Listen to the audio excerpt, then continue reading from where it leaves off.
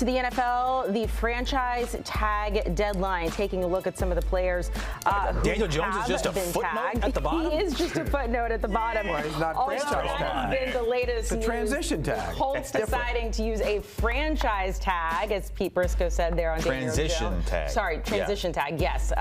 Pete, see, you get in my head. I said transition. And I can't read. That's what happens. I had a hard enough time reading anyway.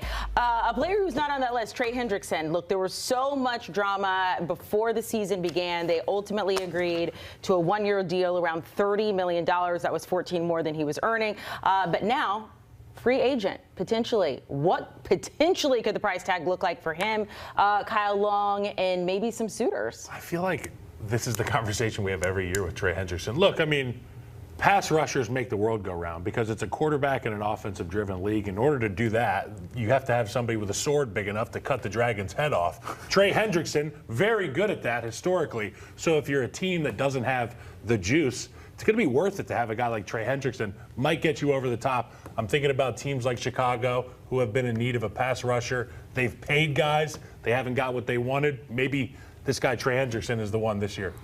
The thing about Trey Hendrickson is he's 31.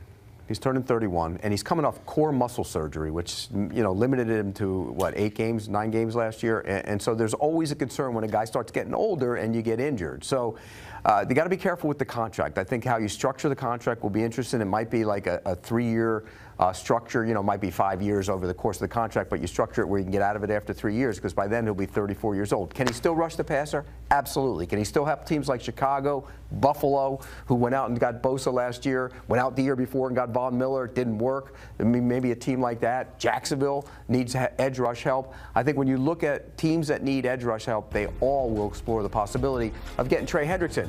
And here's the difference.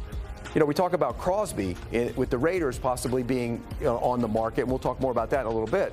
You get Trey Hendrickson, all you got to do is pay for him. Right. You don't have to give up draft picks. But who would you rather have? Crosby's a better player.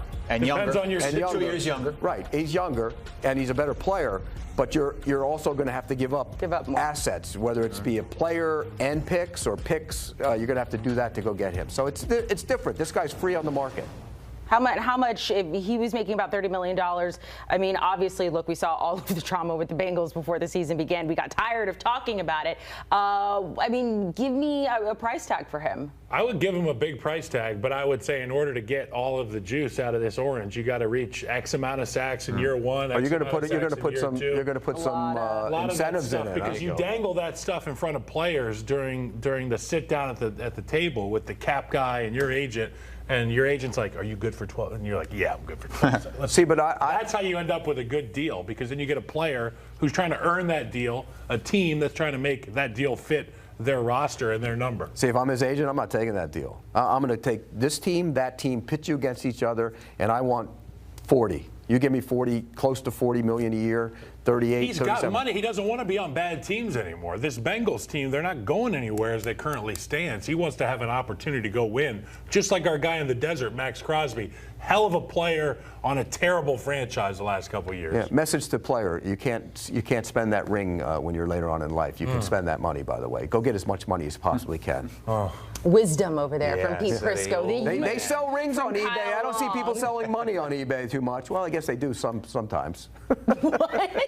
Okay, You can buy money on eBay. You got to go looking for Hendrickson it. on the open market now, so you can go out and you can bring him in. You mentioned you have to trade for Max Crosby. You got to give something up there. Another edge rusher is also on the trade market. The Vikings reportedly open to trading Jonathan Greenard, who Kyle says reminds him of someone he knows very well. Yeah, well, I talk about these edge rushers a lot, and obviously I grew up in a house with edge rushers. And my older brother, Chris, who had a ton of sacks and a ton of pressures in the National Football League, he always says, this guy, Jonathan Greenard, reminds me of myself. And that's a huge compliment coming from a player. Very big compliment. And he's one of those rushers that kind of sneaks under the radar. He's on the cusp of being elite. And you look at the numbers every year, the guy has production. Now, he wasn't healthy for a large part of last year, but whoever gets Jonathan Greenard at this point in his career is going to get a real winner, and I think he's worth his money. Yeah, but he only had 3. You said he only had 3 sacks last year. He was hurt. 2 years before that, he was very good rushing the passer. So which one are you getting? And when you look at the Vikings, they have cap issues. They have major, talking about releasing Aaron Jones. They're going to release Hargrave. They're going to probably release some other guys to get under the cap. That's why this guy's free. Also, Dallas Turner last year started to flash big-time ability the second half of the season, their former #1 pick. So I think this makes him expendable, and it makes sense for them to try and peddle him around the league. What are you going to give up for him? That's the question. He's 28. I think he's going to be 29, so he's not an old guy. He still has some good years left in him. But what do you give up for a guy like this? He's a good player. He's not a great player. And so is it a 3? Is it a 4? Something along those lines. I think the Vikings would probably take either one of those draft picks for him. We're talking about guys that are 28, 29, 31 years old that are looking to go to another team, get another big contract. And today we hear of a 27-year-old player who made his first Pro Bowl, who's just up and retiring. And it's from your Chicago Bears, Kyle. Drew Dalman, the center, is calling it quits at the age of 27. Yeah, I don't know much else except for the headline, because we were sitting right here at the desk about 10 minutes ago when this thing came rolling across our feed. And it's just, it's surprising. But then again, he's a Stanford guy, and these guys that went to Stanford, the men and women that go to Stanford, they're in a better place, than a lot of us. So I expect him to have a good plan. Look, he took less money to go to the Chicago Bears to play center. And he had a tremendous amount of success in that offense. He made the Pro Bowl, as you just said. That was his first one. You would imagine a guy like that would want to stick around, but I respect his decision, and we don't know everything that's going on. Yeah, we don't know if his body's breaking down. Maybe he's got some issues that are bothering him. He can't get out of bed in the morning. You played the game. Sometimes it's hard to get out of that bed. Now, you look at that check, and it's probably a lot easier to get out of that bed. But look, he was a guy when they signed him. A lot of people around the league were wondering if he'd fit in that Ben Johnson scheme, and he did a great job of it. They kind of adjusted their scheme a little bit, and he was fantastic in the middle. Leaves a big void there. Not only that, when you look at the Bears, Trapillo, the left tackle, is also probably going to be out at least until back like week 14. Yeah, he's had a major injury at left tackle. So now all of a sudden you look at a team strength from a year ago. You don't have your starting center. You don't have your starting left tackle. Those are the two most important. Do they bring back Jones? Remember, Broderick Jones was the left tackle. He's an unrestricted free agent. Do you consider that? What do you do at left tackle? Does this put them at the top of the list to go out and get Tyler Linderbaum, who's your #1 ranked free agent? That'd be pretty pricey for that. You're paying a lot of money for the left guard. You're paying a lot of money for the right guard, and it'd be. You're talking about getting way up there with the Linderbaum money. I don't know if they can really afford to do that, particularly when you look at what they had on the defensive side of the ball and all the issues they had there. I don't think they will. I think this is going to be one of those situations. Cade Mays, there's a name, the center from Carolina. He's an unrestricted free agent.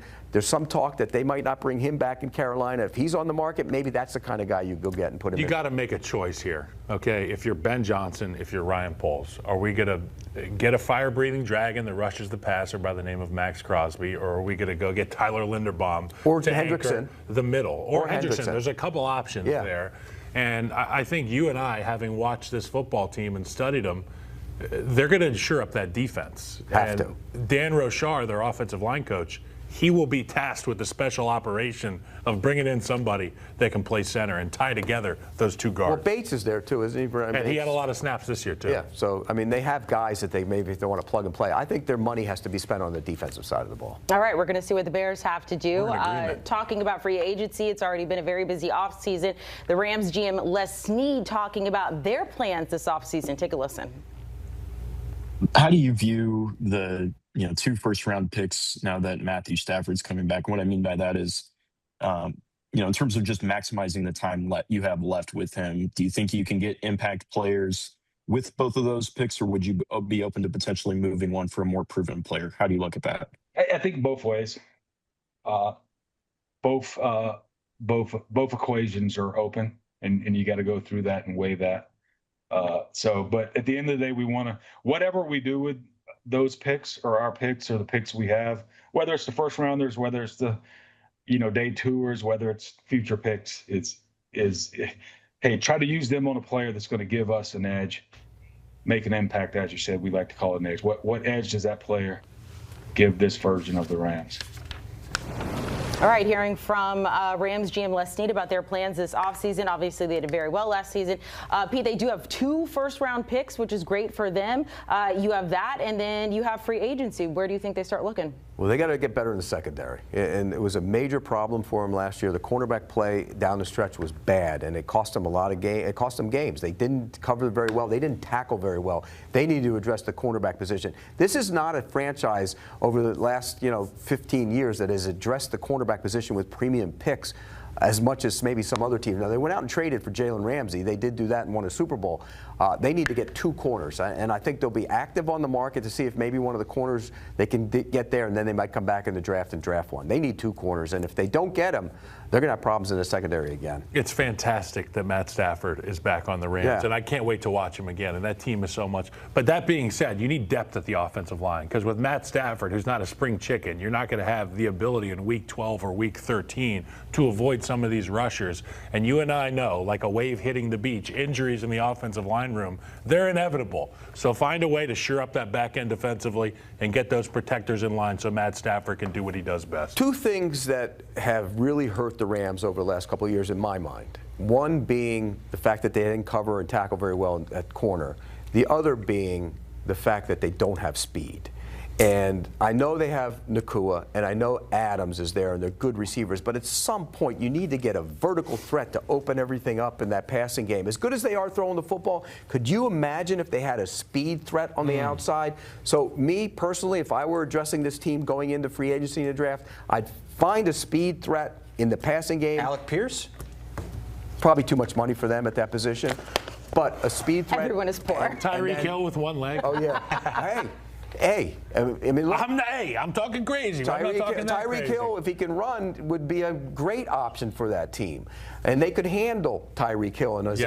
So I think they need to get somebody like that, and they need to get some cover players as well. They are in one of the toughest divisions in football. What does that say? we got fix special teams too. Thanks. Yeah, fix special teams. You know what? If you have good secondary players, the next guys will trickle down to become good special teams players. In that division, you've got the 49ers, and you have the defending Super Bowl champions going into next season.